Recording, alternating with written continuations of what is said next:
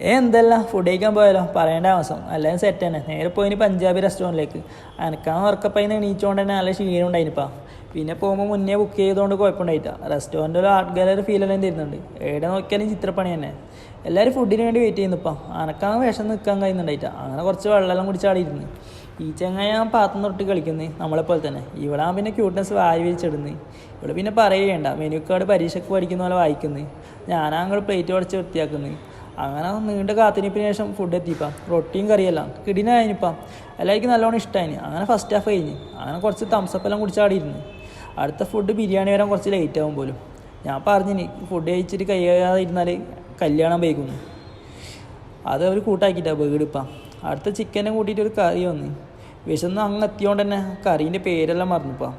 അത് പിന്നെ അതും കൂട്ടിയിട്ട് റൊട്ടിയും തിന്ന് അതും കഴിഞ്ഞപ്പോൾ ബിരിയാണി വന്ന് അതും തിന്ന് പിന്നെ ഒരു ലസ്സിയെല്ലാം കുടിച്ചിട്ട് കുറച്ച് നൊട്ടയെല്ലാം പറഞ്ഞ് ആടിയിരുന്നു ഓക്കെ എന്നാ ബായ്.